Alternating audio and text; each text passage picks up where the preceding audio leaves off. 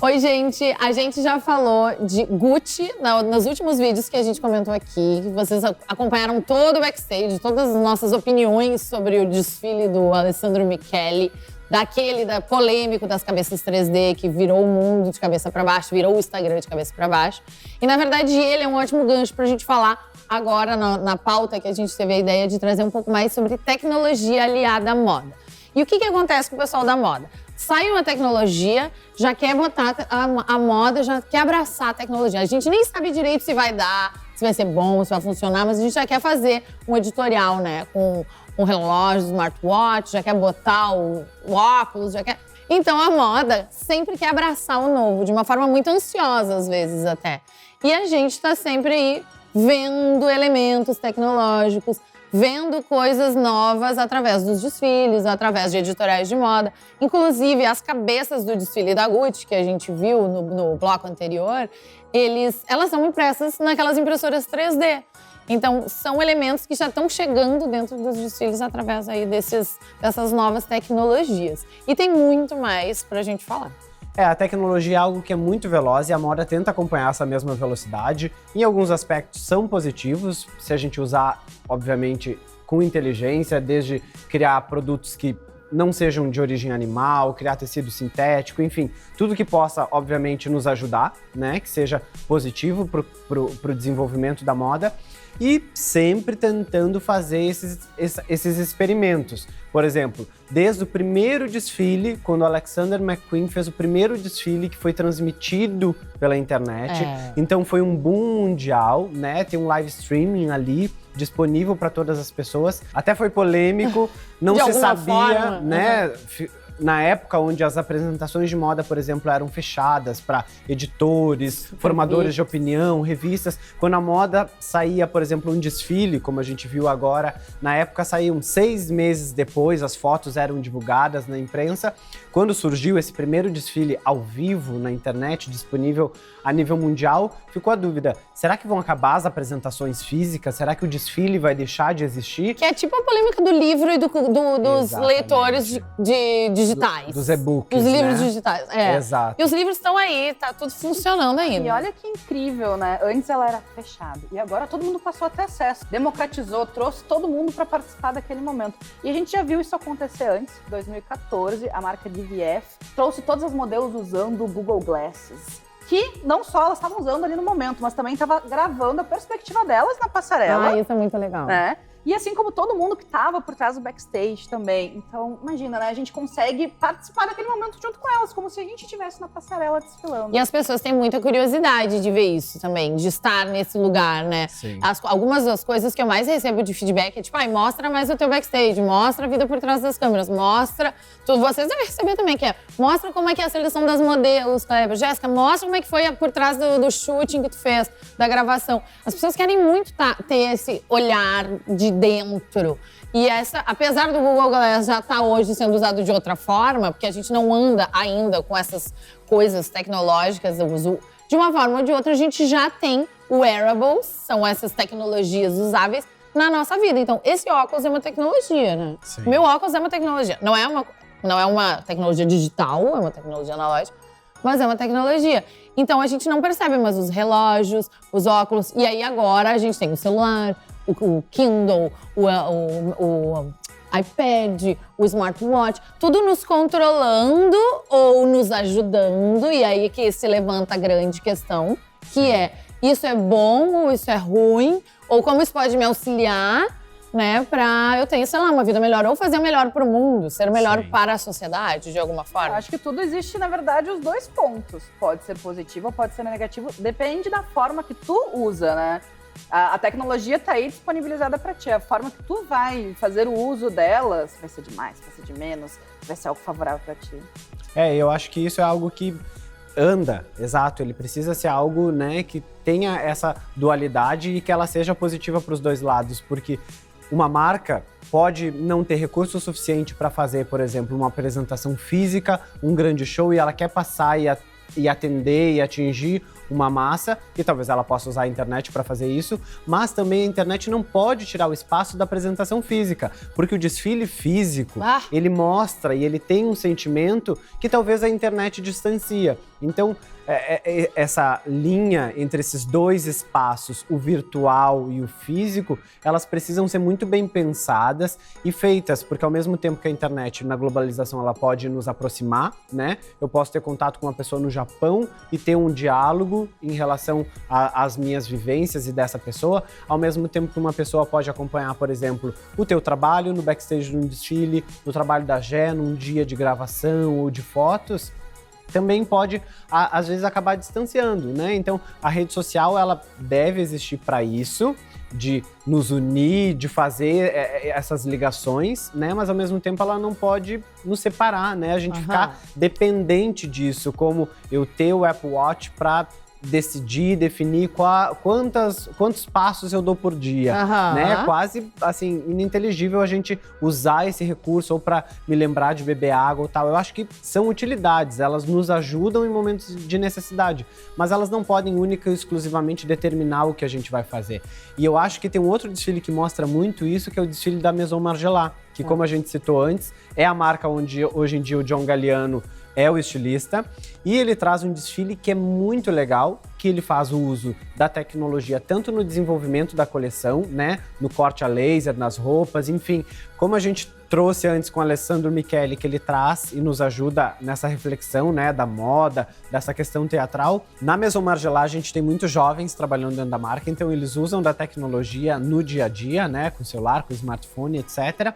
E na passarela ele traz isso também no modo provocativo, né? Porque o celular, ele tá ali acoplado em lugares onde a gente não usaria. Então tem no tornozelo da modelo, e esse celular... Que também está filmando a primeira fila em primeira mão, assim. Então, isso é muito legal, porque ao mesmo tempo que ele pode estar ali transmitindo o desfile ao vivo e mostrando todo o contexto, né, e a atmosfera do desfile, ele também nos provoca. Será que um dia eu vou ter um celular no tornozelo? A gente, como influenciadores, já vivem isso com o seu, sei lá, tripé, com a sua câmera pendurada. Quando tu vai gravar um vlog, provavelmente pra Jé seria perfeito ter um iPhone acoplado no braço. Porque ela consegue transmitir todo o dia dela, transmitir como se fosse um vlog. Sim.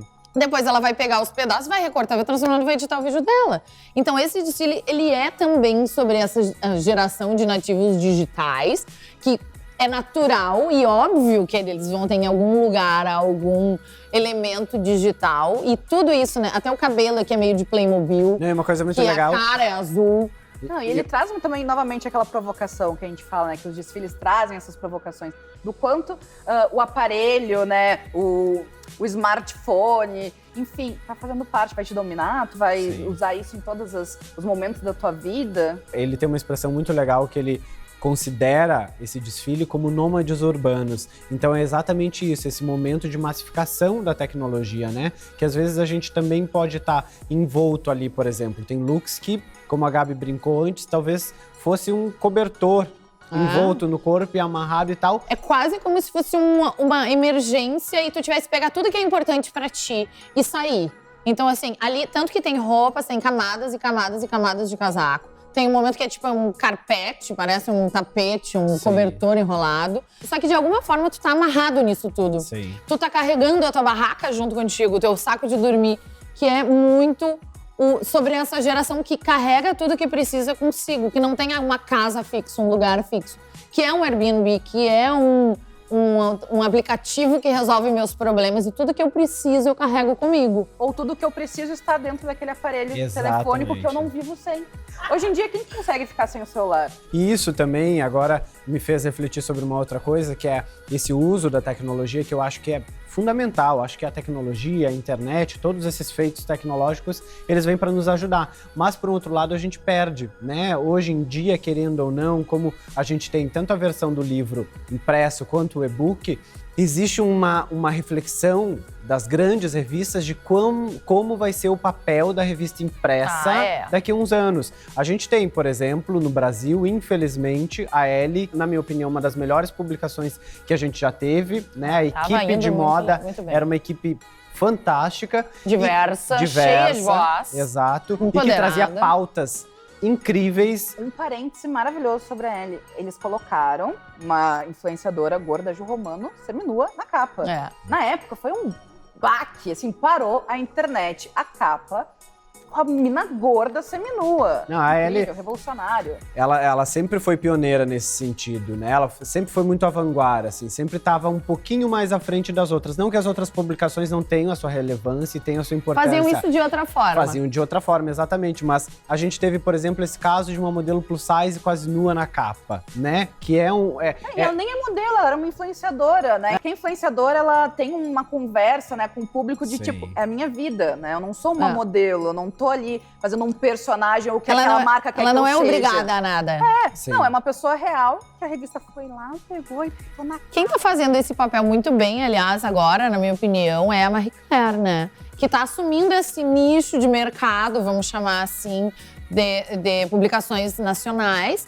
E dentro dele, trazendo pautas mais polêmicas, trazendo discussões de empoderamento, buscando dar voz e dar espaço para minorias, que são maiorias. Eu adoro chamar as minorias, que são minorias negros no Brasil, são maiorias. Maioria, exato. E hoje em dia, a população, tipo, também falando em porcentagem, quantos por cento da população tá acima do peso?